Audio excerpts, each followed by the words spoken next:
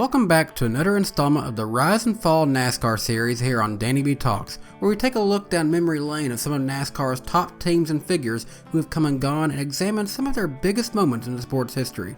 Now in today's installment, we're taking a look at a team that once worked with one of the most iconic driver names in the sport's history, Dick Trickle. That's right, we're taking a look back at Stavola Brothers Racing, owned of course by the Stavola brothers Bill and Mickey Stavola. The NASCAR Winston Cup Series team was first started by the Stavola brothers in 1984, fielding 16 races of car number 8 with Bobby Allison Jr. behind the wheel. They made their debut in the 1984 Daytona 500, with Allison Jr. finishing 35th after an issue with their engine. Unfortunately, problems would be a common plague in 1984, with the team posting a DNF in 7 of the 16 races the team made. As for 1985, however, the 8 of Bobby Allison Jr. made all 28 races of the 1985 NASCAR Winston Cup schedule, claiming 5 top 10 finishes, with a best finish of 8th coming at Martinsville, and with an average finish of 17.8. Allison finished the season 15th in the standings after being as high as 5th after the second race of the 1985 season. However, one of the biggest takeaways for Allison's 1985 season was how well they performed on superspeedways. He finished 9th in the season opening Daytona 500, 9th at Talladega, 15th at Daytona Summer Race, but an engine issue would result in a 38th place finish at the second Talladega race. Overall, this led to good notes for the following season when Stavola Brothers acquired a second car in the number 22, and it was the double Bobby show with Bobby Allison on board, with the Miller Brewing Company sponsoring both Bobby Allison's number 22 and Bobby Allison Jr.'s number 8. Better funding and a veteran driver in Bobby Allison helped result in better seasons in 1986 for Stavola Brothers, including a season sweep at Talladega, with Bobby Allison winning at Talladega in the spring of 1986 and Bobby Allison Jr. winning the other race at Talladega, and both drivers finished in the top 10 in both races at Talladega. Bobby Allison ended 1986 with 6 top 5s, 15 top 10s, with a 9th place season points finish, and Bobby Allison Jr. finished with 4 top 5s and 14 top 10s with a 7th place points finish.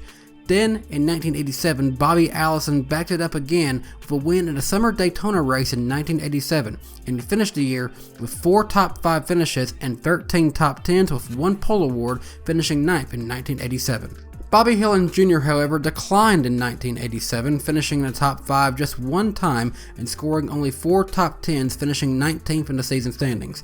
1988, however, well, this is where things get interesting, and not for good reasons. The team opened up once again with Bobby Allison and Bobby Allison Jr. as their drivers.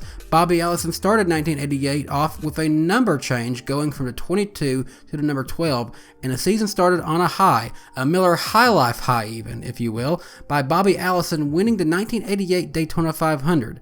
As fate would have it though, this big win would be the peak of the team's NASCAR run, and it would not only be the team's final win, but it would also be Bobby Allison's final win in his Hall of Fame NASCAR career. Bobby Allison was only able to compete in 13 races in 1988, scoring that win 3 top 5s and 6 top 10s, and going into the race at Pocono, Allison was 6th in the standings and was poised to finish well. But at Pocono, things got very bad very fast. Allison was involved in a very bad crash in the opening lap of the 1988 Miller High Life 500, initially surviving a head-on hit to the outside wall, but after the initial hit, Jaco Magiacamo T-boned Allison in the driver's side of the car in an accident that very nearly took Allison's life. The accident did not take Allison's life, but it did officially end his NASCAR racing career, which is never good to see a legendary driver have their career cut short, not under own terms, but we are forever thankful to still have Bobby Allison. That accident could have always been much, much worse.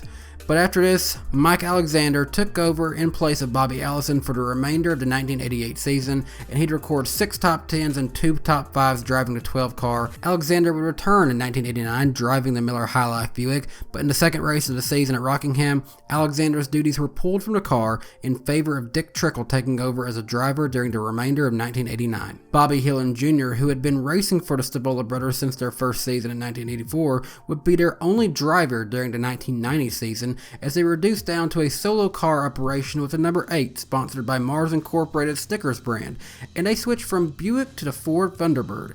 However, after 1990, Hillin and Stavola parted way, as Hillin would go on to race for a variety of other teams in years after, including the Moroso family at the start of the 1991 season after the death of Rob Moroso. Following Bobby Hillin Jr., Rick Wilson drove the number 8 in 1991, but in a full season, he failed to even record one top 10 for the team.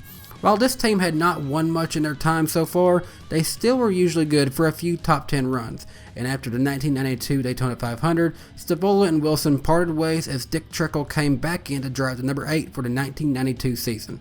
And after their time with Dick Trickle, Stavola Brothers rather briefly seemed to be a landing spot for really good drivers before they went on to rides they would create their legacy in.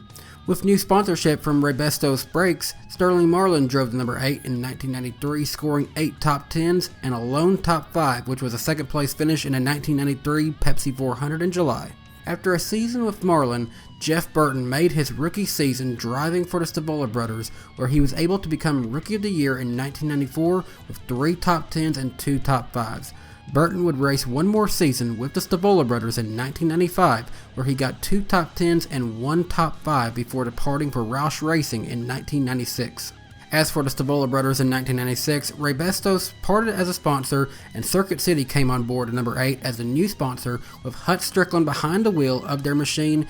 Strickland would race for the team in 2 seasons between 1996 and 1997, where he would score a combined 2 top 10s and 1 top 5 in his 2 full-time seasons with the team. Meanwhile, in 1998, the team's final season, a hodgepodge of drivers from Hut Strickland to Morgan Shepherd to Buckshot Jones made starts in the number 8, as well as the Stavola-owned, primarily Realtree camo-sponsored number 00 ran by Buckshot. And while the Stavolas stayed out of NASCAR for the most part after 1998, Bill Stavola very briefly made a return in 2010 in a partnership with Terry Labonte and Gander Mountain to operate Stavola-Labonte Racing. The team attempted but failed to qualify at Richmond with Terry Labonte as the driver after Terry's brother Bobby needed a champion's provisional. Terry and Gander Mountain would then move over to Prism Motorsports number 55 car for that race, and on October 11, 2010, the team announced that Bobby Labonte would drive for the team at Charlotte and Texas, where their entry finished 22nd and 30th respectively. Though Terry hoped to secure enough sponsorship to run 15 races the following season in 2011, the money never materialized and the team became dormant and done by the conclusion of the 2010 season. So in the case of Stavola Brothers Racing, it's a unique story. I feel like this team is very memorable, but at the same time it wasn't for winning. They certainly had a lot of big name drivers work with them, and some of their paint schemes and partners are honestly some of the most memorable from their time in the sport. However, they were especially blessed very early on to be partnered with such a legend in Bobby Allison. Although his career had a bad end at the end of the 1980s, the overall success of Stavola Brothers Racing and Bobby Allison shows that they certainly had potential. But once they made the move from Buick to Ford, it just seems that the Stavolas were behind somewhere, whether it be their driver talent at the time, the quality of their equipment, or something. They were a team that had amazing potential, a very quick rise, but their fall was honestly perhaps a very gradual and unsure fall. But that's only my thoughts as a guy who grew up long after this team's prime had come and gone. If you have more to add, be sure to do so down in the comment section of today's video, and if you enjoyed this video, please be sure to give it a like, and if you're new to my channel, please subscribe and click the notification bell so that you get alerts whenever I post a new video. I appreciate you taking time to check out this video, and until I see you next time, hey, I hope you guys have a great day. Bye guys.